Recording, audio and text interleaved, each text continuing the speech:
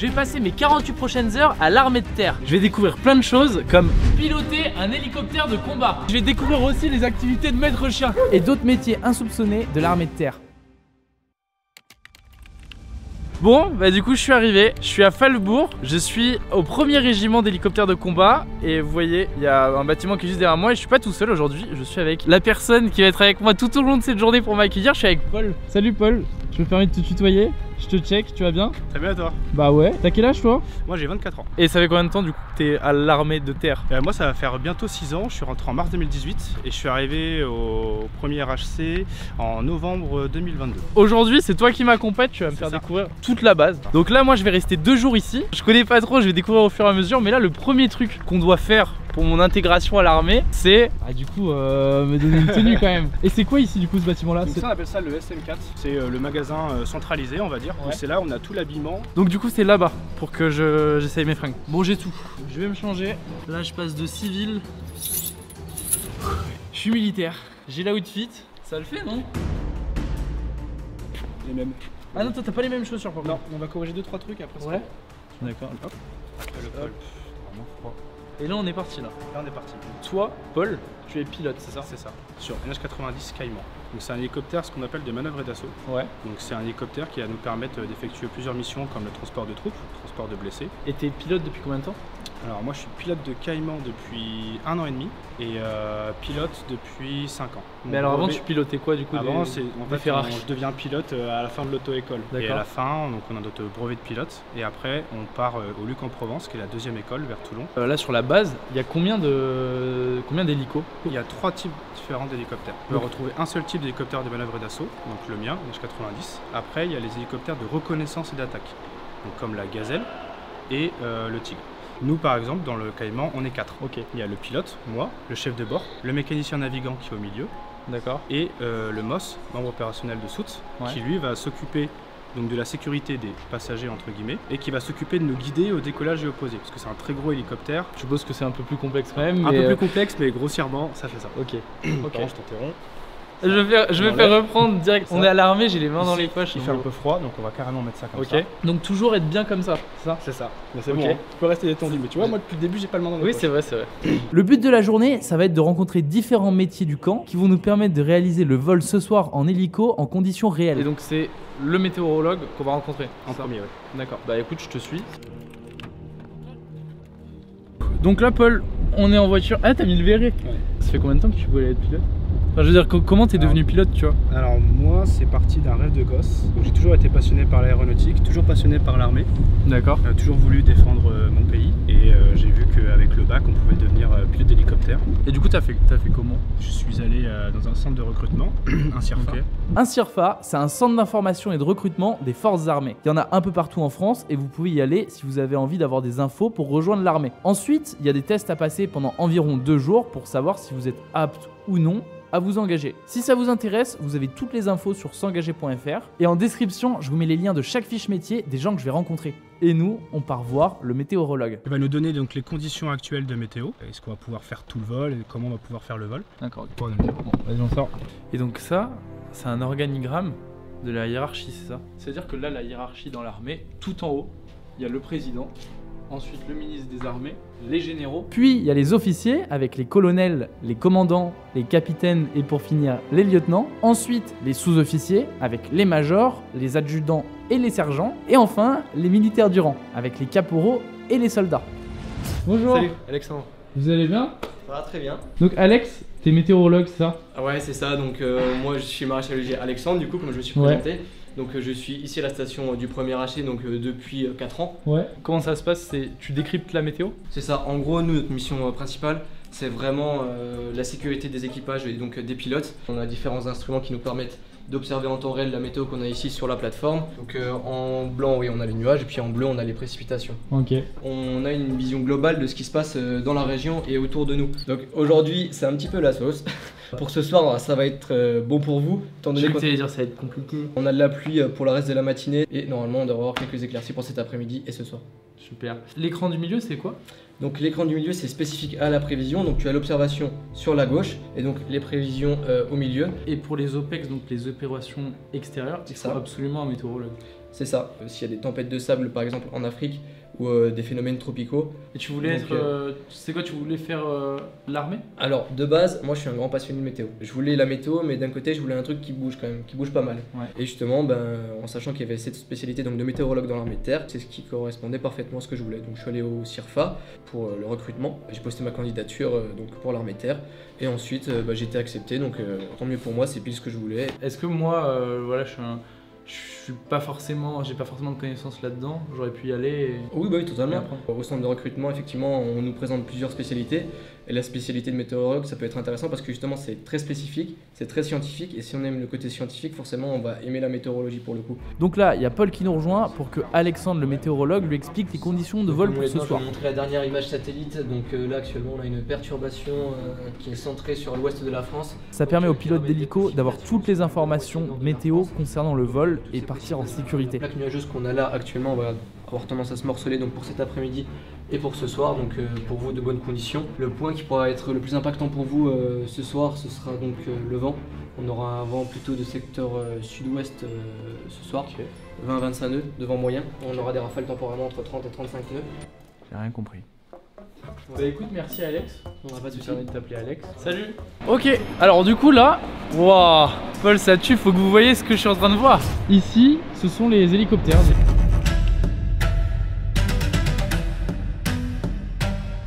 Et il y en a combien au total des hélicos dans l'escadrille là? Là, il y a 10 box. Wow, mais mec, c'est incroyable. C'est quoi ces modèles d'hélicos du coup?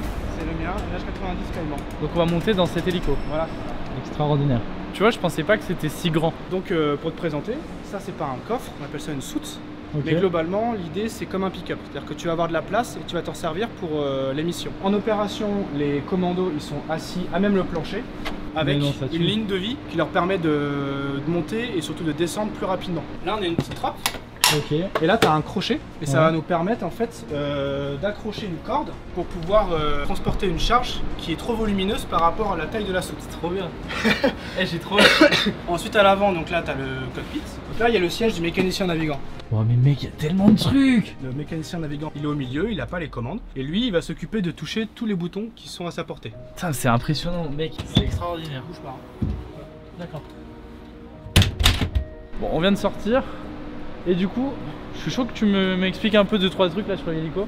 On a deux moteurs de 2000 chevaux en régime continu, sachant qu'ils peuvent aller jusqu'à 3000 chevaux Ok. en régime d'urgence. C'est-à-dire On a- qu'il y a deux moteurs, s'il y en a Ouais. un qui plante, C'est ça. t'en as un deuxième. Ensuite devant, on a la caméra thermique. Oh, mais ça tue ça.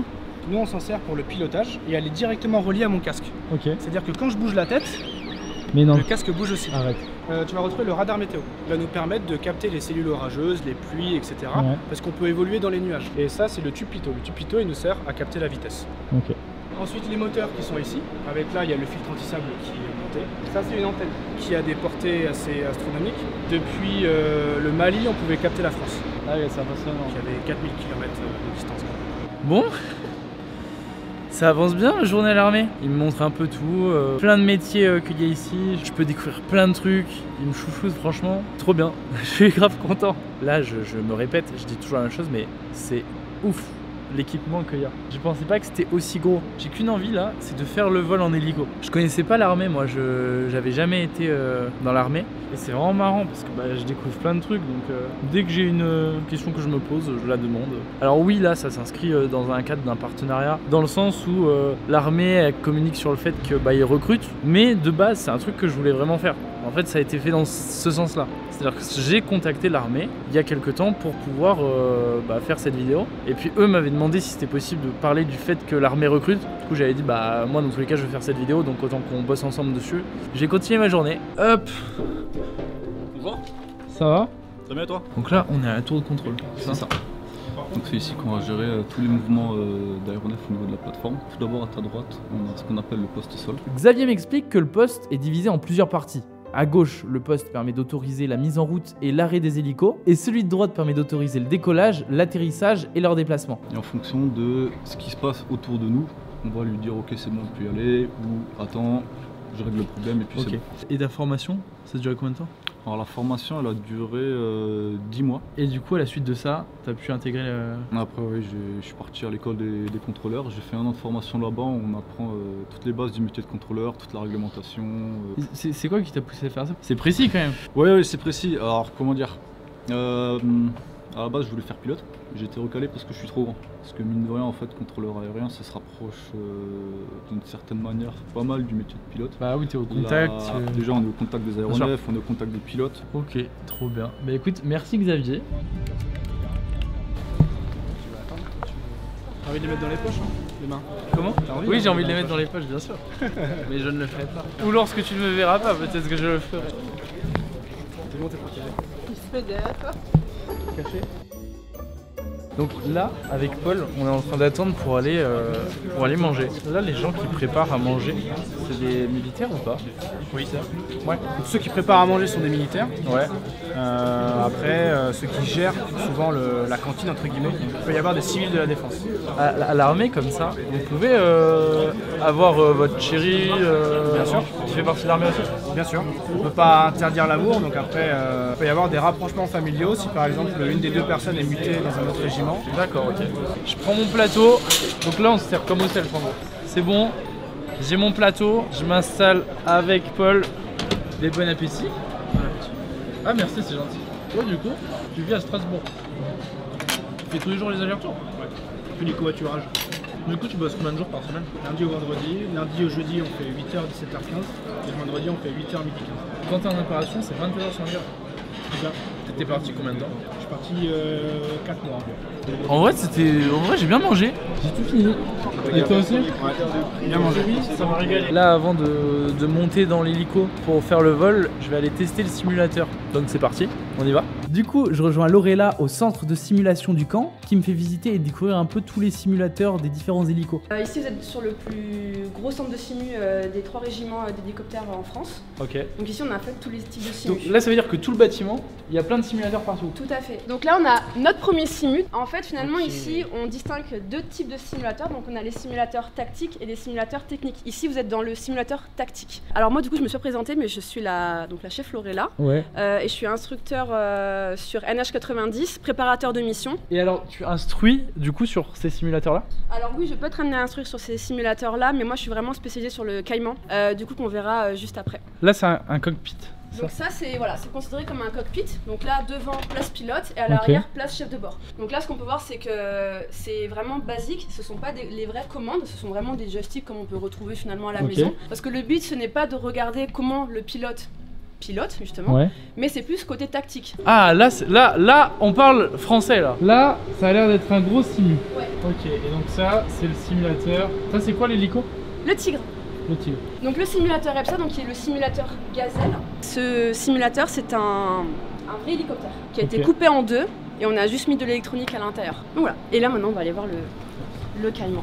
Là, c'est la salle de briefing. Attends, c'est quoi l'intitulé de mon métier? Ouais. Alors, ça a changé récemment parce qu'avant, j'étais instructeur sol personnel navigant. Ok. Et ça a changé récemment pour ma spécialité préparateur de mission. Et en fait, ça englobe la simu et la préparation de mission dont on va voir après. Ok. T'as commencé quand du coup Alors moi, j'ai commencé tard. J'ai commencé en 2015. J'avais 24 ans. Donc là c'est le simu que je vais utiliser, ça. C'est ça. Bon, du coup, pour faire le vol des simulations, je vais être avec Cyril.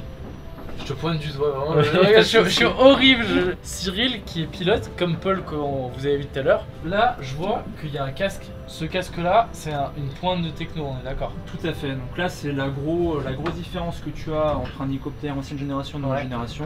Là, on a un casque en fait fabriqué en 2 parties. On a d'abord ce qu'on appelle la partie haute, le display module, et la partie basse, l'OBH. Donc en fait, ça, c'est un casque qui est moulé à notre forme de tête, parce qu'on va avoir des informations de vol qui vont être projetées sur la visière. Donc là, tu vas mettre ta main droite sur le manche que tu as les jambes.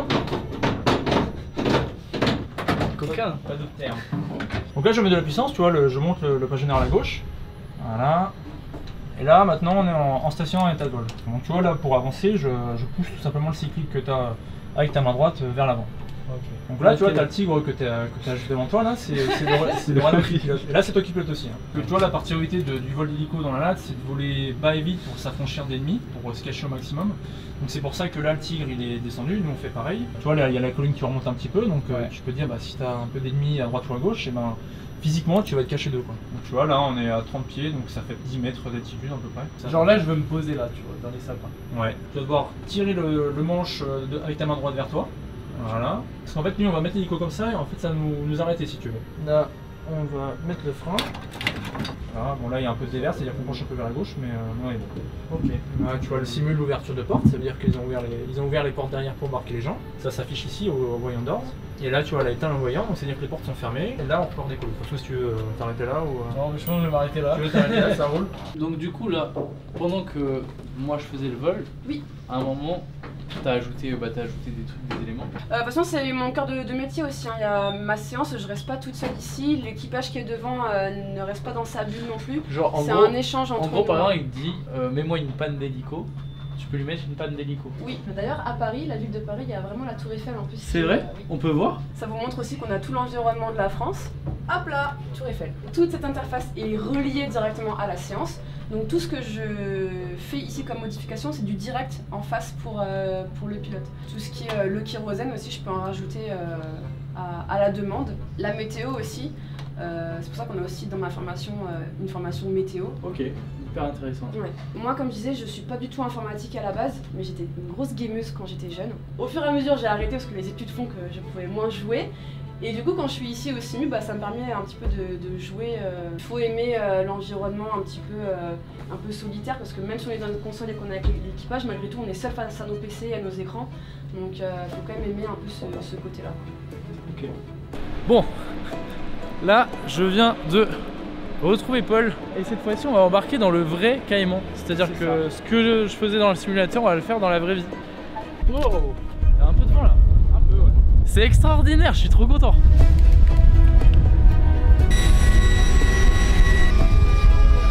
On vient de m'installer tout mon matériel. Où est-ce que je peux me mettre? Juste ici?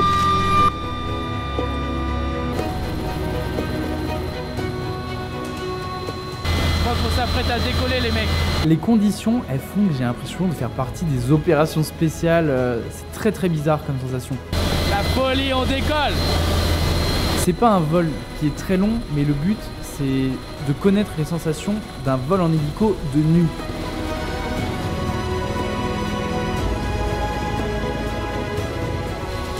Quand c'est la nuit comme ça et qu'il n'y a pas d'éclairage, ils peuvent utiliser des lunettes infrarouges. Putain, ça secoue de baiser. Je sais pas si c'est mon côté un peu parano, mais j'ai l'impression qu'il y a un problème à chaque fois.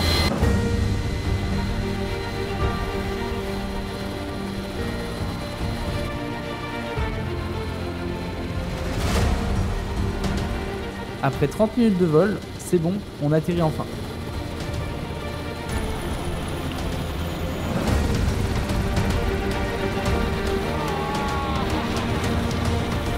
C'était extraordinaire, franchement, incroyable. Je crois que c'est une de mes meilleures expériences de ma vie. Ça bougeait littéralement dans tous les sens. Je suis tellement content, merci beaucoup à l'armée. Et demain, je sais qu'ils ont prévu encore plein de trucs pour moi. C'est génial. Et c'est mon jour 2 dans l'armée. Je suis avec Paul. Hello. Qui est juste là. On s'est pas vu hier depuis. Non, on s'est pas vu. Moi j'ai continué et. T'as continué pendant longtemps toi après ou On pas? a fait 1 heure après. Ah ouais? Ouais, on a fait 1 heure. On s'est trouvé un petit champ pour Mais- poser, pour travailler. Ok. Bon. Là, on se dirige pour la séance de sport. La personne qu'on rencontre là, c'est qui? C'est un coach de l'armée? Enfin, je sais pas. C'est un prof de sport, on va dire, de l'armée. Ok. C'est eux qui sont chargés de nous noter tous les ans. Donc il faut savoir qu'on a toujours des épreuves sportives. Ouais. Nous, ça va être des pompes, de la course à pied et Ok. de la natation. T'as eu combien en notes? Moi, j'ai eu une note maximale. Mais non. Si. Ah mais t'es chaud en fait. Bonjour. Enchanté. Chef Jacques, bonjour, vous allez bien? Ça va. Ce matin, on va faire un parcours d'obstacles. La distance c'est 500 mètres sur 20 obstacles. On va découvrir les obstacles. Donc là, je les suis en courant. On découvre les obstacles au fur et à mesure. Là c'est que des obstacles moyens, Ok. donc on va travailler là-dessus et après on ira directement dans la fosse. Je commence devant, le lieutenant et après vous.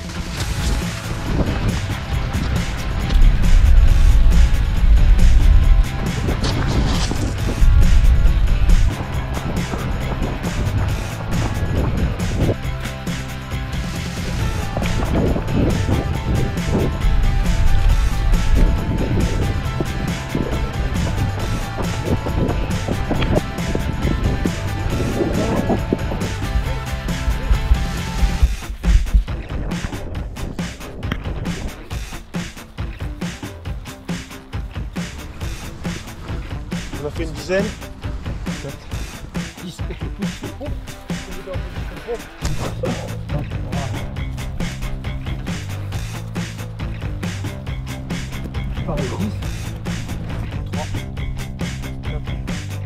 Voilà, c'est bon. On fait les obstacles moyens, on commence. On a tout sur le mur. Ok, passage en barrage. 4 membres. Ok, on passe à la pause. T'as dit que 4 membres.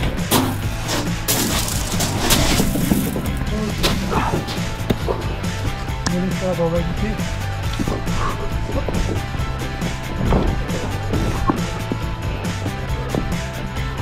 C'est marrant parce que ça me fait grave penser à quand j'étais plus petit, je faisais du parcours. Bon, je montais pas non plus sur des immeubles, à sauter des immeubles, mais alors en vrai c'est cool, hein, ça fait grave monter le cardio, mais là quand il fait très froid, quand il pleut et tout, j'ai les mains gelées. J'aurais bien aimé faire le grand parcours, mais là avec la pluie c'est pas possible en fait, c'est trop dangereux. D'ailleurs, il y a même le maître chien qui est venu faire le parcours avec nous pour nous montrer que lui aussi doit le faire pour s'entraîner avec son chien. Je vous avoue que là, en vrai ça va, je pense que ça va, j'ai la condition physique là. Donc là je viens de commencer la journée en faisant du sport. Maintenant on va aller voir le maître chien qui a couru avec nous et à me montrer 2-3 trucs. Bon, j'ai fini le sport, je suis toujours avec Paul et là on vient d'arriver avec... Je suis le caporal-chef David, ça fait 9 ans que je suis maître chien au sein du premier HF. Et d'ailleurs je vous souhaite la bienvenue à l'aliment cynotechnique. Bah merci. Et là du coup le bâtiment dans lequel on est c'est quoi? C'est Ça c'est notre bâtiment où c'est qu'on va passer notre journée, donc on va travailler ici de 8h à 17h. Ouais. On aura aussi la partie nuit, des locaux pour la nuit, pour assurer Ok. la garde le soir. Ah donc tu dors ici, enfin vous dormez là. C'est ça, ouais. Sino, c'est quoi? C'est maître chien, c'est ça? C'est ça, maître chien, ouais. Là on a tout notre salle de matériel, Ouais. ce qui va être costume, je sais pas si vous avez déjà vu, c'est contre Ah lui et c'est pour voilà. faire mordre. Ça le chien il va mordre là-dessus. Je pourrais essayer après. Bien sûr, bien sûr. Tu vas courir et puis on verra si tu cours plus vite que le chien ou pas. Ok. Vous êtes maître chien, mais comment ça se passe? C'est vos chiens? C'est ça, en fait, chaque maître chien aura un chien attitré. Ouais. Donc après, il peut arriver qu'un maître chien et 2 chiens, c'est possible. Donc là, la chambre de permanence, c'est la partie nuit, on met 2 lits à disposition. C'est quoi votre rôle du coup? Dans toute infrastructure militaire, s'il y a du matériel sensible, que ce soit hélico, véhicule, tout matériel sensible, il y aura des maîtres chiens pour justement surveiller qu'il n'y ait pas d'intrusion, qu'il n'y ait pas de dégradation la nuit. Et alors c'est con hein, mais le chien il sent s'il y a quelqu'un? Bah, bien sûr. Qui plus est, en plus, on travaille nocturne, donc nous, on perd notre sens visuel parce qu'on voit quasiment rien. Ouais. Donc le sens le plus utile, c'est le nez du chien. Ouais, Donc ça, on peut pas le tromper. Alors on fait quoi? Tu m'amènes là-bas? Enfin on va là-bas? Ouais, bah, Tu m'amènes, c'est moi le chien maintenant. Donc là, comme vous voyez, il doit rester le plus attentif à son maître, donc le regarder comme il fait, et aussi vigilant. Donc quand il s'arrête, voilà, sans rien dire, le chien va s'asseoir de lui-même.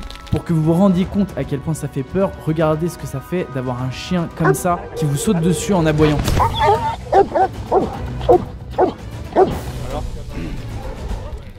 Alors quoi? T'es prêt? Ouais bah oui. Ouais d'un coup je suis un peu moins serein. Ah, ça c'est pas une cage, tu vas te mettre à l'intérieur. Oh. Si t'as peur maintenant, ça va être compliqué, on va pas se mentir.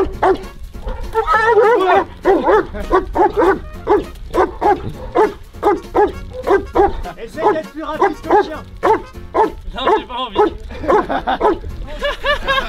Eh mais ouais en fait j'avoue c'est flippant de ouf, je pensais pas. On va faire différent après.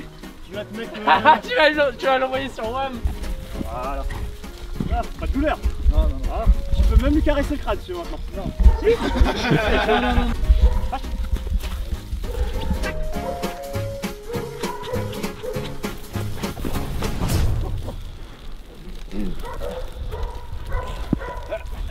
Laisse-moi tranquille. Ouais garçon. Super. Bon bah merci à tous, c'était génial. Merci David. Bah de rien, bonne journée, Salut. bonne continuation. Merci. Bye bye. Bon, après les chiens, j'arrive ici, on est est à l'endroit où il y a les pompiers. À la SSIS. Je suis toujours avec Paul. Bonjour Nicolas. Salut. Bonjour. Je me permets de te checker. Bah, en fait, pourquoi il y a des pompiers? Non mais c'est la première question qui me vient en tête, mais... Alors il y a des pompiers parce que justement il y a une base avec des hélicos Ouais. et comme dans tout aérodrome, Ouais. il faut des pompiers si jamais il y a un crash au sol. Qu'est-ce qui se passe? Vous allez déclencher un entraînement, en gros? Oui, tout à fait. Donc en fait là on va simuler la manœuvre de garde qu'on fait tous les matins. Ouais. Et toi, ça fait combien de temps que t'es là? Moi ça fait 7 ans. Ok. 7 ans. Et bah écoute, je suis chaud qu'on commence. Mais et sinon, ce qu'on peut faire pour être plus immersif, moi je peux dire à mon pote qu'il aille déclencher un feu sur un bâtiment. Comme ça, un bâtiment, Il rentre en feu. C'est plus immersif, non? Ouais, mais je pense pas que le chef de corps sera d'accord. Hein. Ça marche, bon allez, vas-y. Du coup, là, on est dans le camion de pompiers. À autorité du sol, vous êtes mis en alerte pour une gazelle. 3 personnes à bord avec un problème moteur, parlez. Secteur 1, attaque protection, établissement de l'agence. Dingue. À secteur 1 et secteur 2, la lance. Pour attaque protection aussi. Sur les lieux, avec moi. Moi, je pensais que vous alliez descendre. C'est mon équipe qui descend et après moi je vais faire la reco avec Et lui. il descend pour faire quoi là? En fait il va faire l'établissement de ma lance à droite. Autorité d'unité, je suis à 6%, je descends en reconnaissance. Non, par contre, c'est impressionnant. Je pensais pas du tout qu'il y avait une lance comme ça juste au-dessus du camion. Ça m'a impressionné. Ok, donc là, dans la simulation, le feu il est éteint. Là, dans l'idée de la simulation, on a 2 pilotes qui sont bloqués à bord. Ouais. Donc du coup, là, on va procéder à l'extraction des pilotes. Ok. Franchement, c'était lourd l'intervention pompier. Bon, là, on va manger. C'est l'heure du repas. Ouais. Et alors, je vous rassure, hein, les gars qui sont à l'armée tous les jours, ils mangent pas comme ça tous les jours. Non. Hein. C'est juste que là, Paul, il voulait me faire découvrir les rations de combat. Là-bas, en fait, quand on est en opération extérieure, il y a le même service de cantine, entre guillemets, que tu as pu voir hier midi. Là, on a mangé hier midi. Comme tout le monde rentre, il faut aussi que les personnels qui travaillent dans cette cantine rentrent également. Donc il y a eu un laps de temps où il n'y avait plus ce service rendu, il n'y avait plus de cantine. Donc pour ça, l'armée nous fournit quand même de la nourriture. Ça, c'est la boîte de rations classique. À savoir qu'il y a aussi des rations lyophilisées que j'ai pu déjà déguster avec des troupes de montagne par exemple. Là, c'est une ration 24 heures, donc tu as 2 repas avec un petit déj. Et vous êtes mieux payé quand vous partez en opération? Oui. Genre il y a des primes, des trucs? Ouais, en général, c'est 2 fois le salaire. Ok. Donc voilà à quoi ça ressemble. Alors ça, c'est le petit déjeuner. Ouais. Donc très bon choix, c'est le meilleur aussi. De la soupe, très bonne aussi. Ça, je suppose que c'est une compote. Ça, c'est une compote, donc qui va avec les barres le céréales pour le matin. Pain entier de canard. Pain entier de canard. Café, chocolat. Là, c'est une barre commando, donc ça donne énormément d'énergie. Et alors ça, c'est la boîte. Ça, c'est la boîte la plus importante. Le sac poubelle pour pas laisser jeter dans la nature non plus. Hein. Une boîte d'allumettes. Ça, c'est pour mettre à l'intérieur. Tu verras la petite pastille blanche pour faire chauffer ta ration. Les mecs ils font tout à l'envers, ils mangent des biscuits. Et ça, c'est les fameux combustibles. D'accord. Donc alors, vas-y, montre-moi comment tu fais. Tac. Et en gros, hop, Je mets un tu vas laisser cuire. Ok. Bah, bon appétit du coup. Bon appétit. Attends, faut que je me lève parce que je sens plus mes jambes. C'est pas une vanne, mec. Tu sais, ça m'a coupé le sang. Ouais, je vois. C'est ridicule. Oui. Mais ça fait 20 minutes que je suis dans cette position, je sens plus mes jambes. Bon, on a fini notre repas avec la ration de combat et maintenant on part préparer notre vol de cet après-midi. On s'est réunis pour briefer rapidement le vol de cet après-midi qui nous concerne. On va reproduire une mission, c'est-à-dire qu'on va partir dans un convoi de 3 hélicoptères, on va aller se poser à un endroit en simulant le fait de récupérer quelqu'un, puis on va repartir et rentrer à notre camp. Et là, au vu de la météo, ça bouge plus qu'hier ou ça bouge autant? Ça bouge moins. Ok. C'est possible de faire un looping? Non. Ok. Simulateur, t'aurais pu, mais. J'ai essayé avec Cyril, mais ça m'a fait tourner la tête. Paul, c'est le moment, on rembarque encore en hélico. Salut les gars. Là, c'est parti. Contrairement à hier, on part pour une vraie simulation de mission, donc c'est sérieux. À partir du moment où l'hélico va se poser, on va devoir repartir extrêmement vite.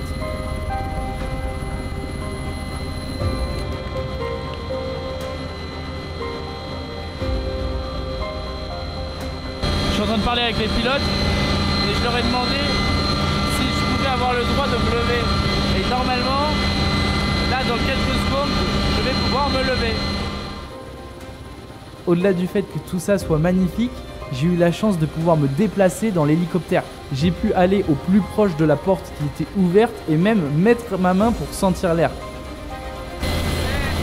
Ça tue sa mère.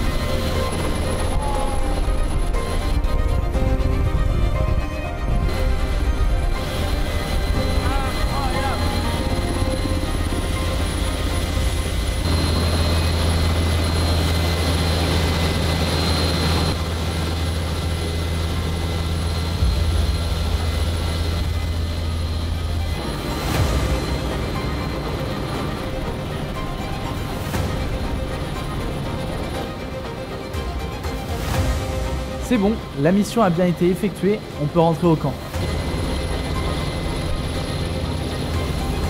Ouais, merci les gars, c'était top. C'était trop bien. Waouh. Non, franchement formidable. En plus avec la neige et tout, c'était magnifique. Alors c'est bon, c'était impeccable? J'ai kiffé. Vas-y, check. J'ai kiffé, merci. C'est bien passé, t'as été sage? Oui, j'ai été sage. T'as gardé les mains en des poches, c'était bien habillé? J'ai gardé les mains dans les... Non, j'ai pas gardé les mains dans les poches justement. T'as pas gardé les mains dans les poches. Vu que le match s'est bien passé, t'as le droit. Ah, c'est gentil. On appelle ça une flamme. Ok. Porte-clés comme tu veux. Ça tue ça? Voilà. Ça tue ça. Un deuxième parce qu'on est vraiment généreux. Merci beaucoup, c'est super gentil. C'est adorable, merci beaucoup. Ben merci beaucoup Paul. Écoute, merci à toi Léonard, c'était super cool. Ouais, de m'avoir accueilli, montrer un peu tout, etc. Merci à vous d'avoir suivi cette vidéo. Il y a le lien dans la description, s'engager.fr. Enfin, de toute façon, je l'ai sur le bonnet. Merci encore à l'armée de terre française de m'avoir accueilli. Là tout ça je le répète mais c'est formidable de pouvoir vivre tout ça. Moi vous l'avez vu sur mon visage, j'ai trop kiffé. Voilà, abonnez-vous à ma chaîne YouTube. Je vous dis à très bientôt. Salut tout le monde.